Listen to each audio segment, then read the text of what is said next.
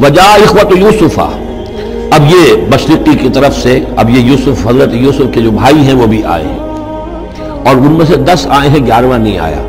11واں جو چھوٹا تھا، اب حضرت یوسف کا جو حقیقی بھائی تھا اسے حضرت یعقوب اپنے سینے سے لگائے ہوئے ہیں، اور اس کے مارے میں قتل کسی طرح کا بھی وہ رسک لینے کو تیار نہیں ہے، کہیں جانے نہیں دیتے، ہر وقت اسے اپنے پاس رکھا ہوا ہے۔ وجاء اخوۃ یوسف فدخلوا علیہ، آئے بھائی حضرت یوسف کے اور داخل ہوئے ان کے ہاں، پیش ہوئے۔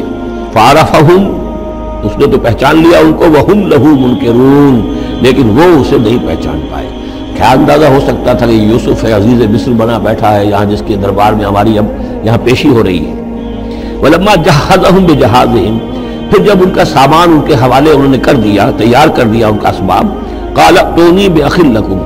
انہوں نے یہ کہہ کر کہ ایک اور بھائی بھی ہمارا ہے، اس کا بھی خاندان ہے، اس کی فیملی ہے، اس کے لیے بھی آپ ہمیں ایک اونٹ جو راشن کا ہے وہ اتنا جو ہے ایک اونٹ کا بورا وہ ہمیں دیجیے۔ ان کا لائے کیوں نہیں ساتھ؟ تم تو 10 آئے ہو، وہ 11واں کہاں ہے؟ اچھا اگر ہے تمہارا 11واں بھائی، ایک علیحدہ فیملی ہے، تو ایک اور اونٹ، ایک اور راشن جو ہے ایک اور فیملی کا میں تمہیں دے دیتا ہوں، لیکن اب جب آؤ تو اس کو ساتھ لے کے آنا۔ قال ائتونی بأخ لکم من ابیکم، اب جب آؤ گے تو اپنے بھائی کو، جو تمہارے والد سے تمہارا بھائی ہے، ماں سے نہیں ہے، تمہارا جو باپ سے بھائی ہے، الا ترون انی اوفی الکیل، کیا تم دیکھتے نہیں ہو کہ میں پیمانے پورے بھر کر دیتا ہوں، انا خیر المنزلین، اور جو باہر سے آنے والے یہ مہمان آ رہے ہیں میں ان کی خاطر مدارات کرتا ہوں، میں بہتر مہمان نوازی کرتا ہوں۔ فإن لم تأتونی، اور اگر نہیں لے کر آؤ گے اس کو، بہی فلا کیل لکم عندی، تو پھر اس کے حصے کا جو راشن ہے وہ میں تمہیں نہیں دوں گا، وہی جو یہاں آئے وہ اپنے حصے کا راشن لے جائے۔ ولا تقربون، اور پھر میرے قریب نہ آنا،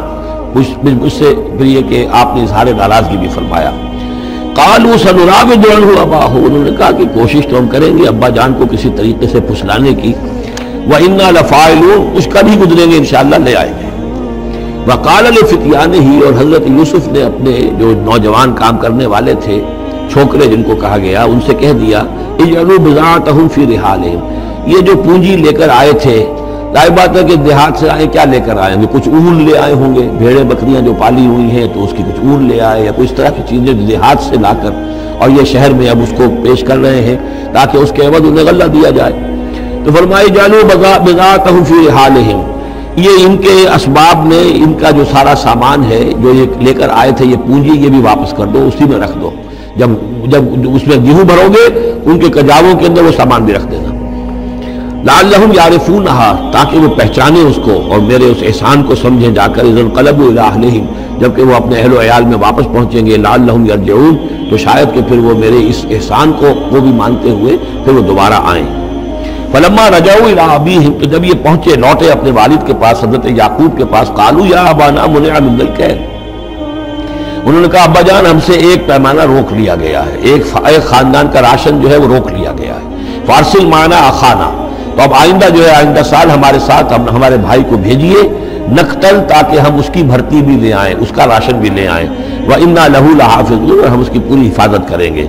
قَالَ هَلْ آمَنُكُمْ عَلَيْهِ، حضرت یعقوب نے فرمایا کیا میں تم پر اعتبار کروں اس کے بارے میں؟ هَلْ آمَنُكُمْ عَلَيْهِ إِلَّا كَمَا أَمِنْتُكُمْ عَلَىٰ أَخِيهِ مِنْ قَبْلُ، کیا اسی طرح تمہارے اوپر میں اعتبار کر لوں جیسے کہ میں نے اس کے بھائی یوسف کے بارے میں تم پر پہلے جو ہے وہ اعتماد کیا تھا؟ فاللہ خیر الحافظ، ویسے تو اللہ تعالیٰ ہی ہے بہترین محافظ، وہو ارحم الراحمین، اور وہی ہے تمام رحم کرنے والوں میں سب سے بڑھ کر رحم کرنے والا۔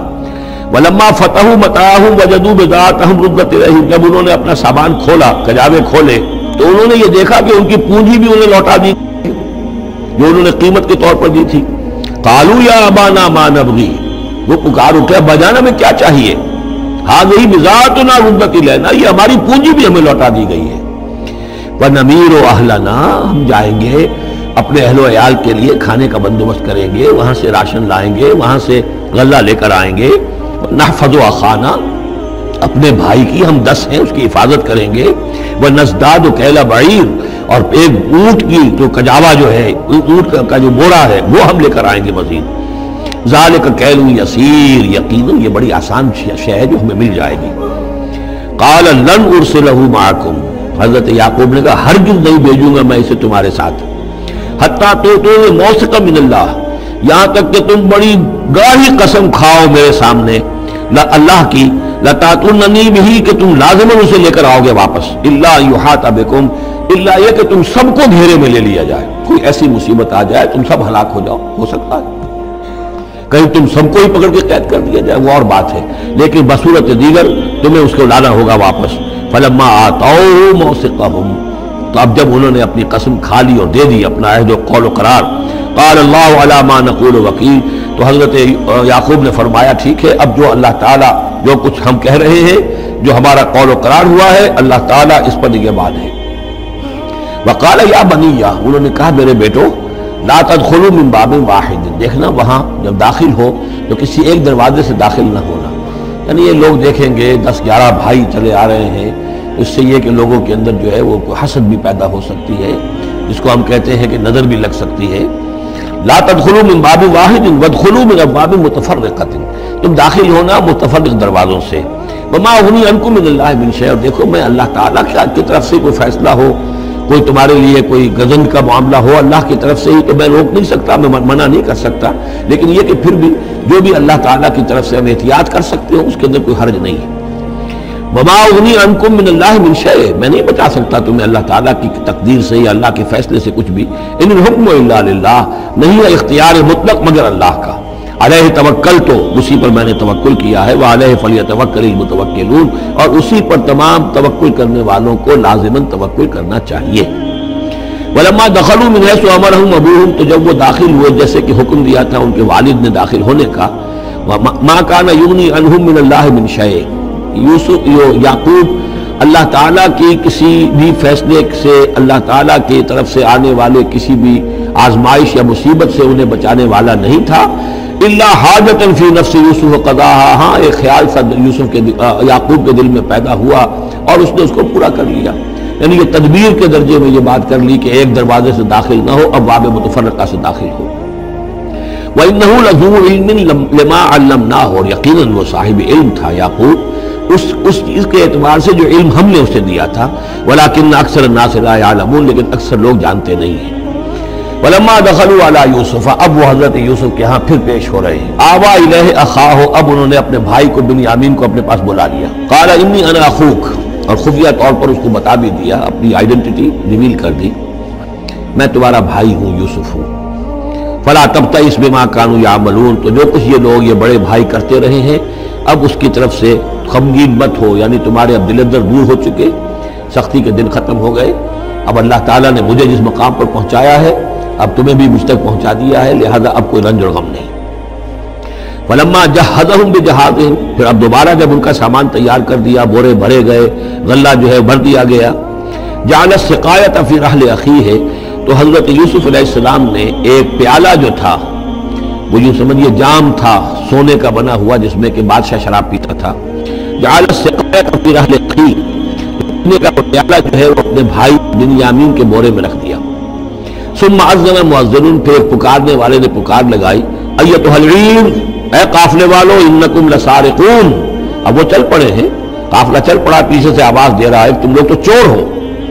قالوا واقبلوا علیہم، انہوں نے کہا، پیچھے مڑ کر انہوں نے اس کی طرف رخ کیا ان لوگوں نے، ماذا تفقدون، تمہاری کیا چیز گم ہو گئی ہے؟ قالوا نفقد سؤال ملک، ہمیں نہیں مل رہا وہ بادشاہ کا جام، بادشاہ کا پیالہ، وَلِمَنْ جَاءَ بِهِ حِمْلُ بَعِيرٍ، اور جو بھی لے آئے گا اسے، اس کو ایک اونٹ کا کہ جو ہے بوجھ اتنا ایک اناج پھر اور دے دیا جائے گا، وَأَنَا بِهِ زَعِيمٌ، اور اس کا میں ذمہ دار ہوں۔ قَالُوا تَاللَّهِ لَقَدْ عَلِمْتُمْ، اب انہوں نے کہا اب سچ بول رہے ہیں، اور اس میں ان میں جو لجاجت ہے، اس وقت آگے کچھ اور بات تھی، اب کچھ اور بات ہے۔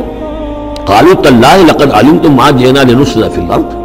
ان کا اللہ کی قسم آپ لوگ خوب جانتے ہیں اچھی طرح سے کہ ہم زمین میں فساد مچانے نہیں آئے ہیں، یہاں پر ہم تو یہاں غلہ لینے آئے ہیں، مصیبت کے مارے ہیں، ہم یہاں آ کر چوری کریں گے؟ تاللہ لقد علمتم ما جئنا لنفسد فی الارض وما كنا سارقین، ہرگز چور نہیں ہے۔ قالوا فما جزاؤہ ان کنتم کاذبین، تو انہوں نے کہا جو وہاں کے جو بھی ان کے ملازمین ہوں گے کہ اچھا اگر تم لوگ جھوٹے ہو تو پھر جس کے پاس سے وہ برآمد ہو گیا اس کی کیا سزا ہوگی، کیا اس کو بدلہ دینا چاہیے؟ قالوا جزاؤہ من وجد فی رحلہ فہو جزاؤہ، ان کا ٹھیک ہے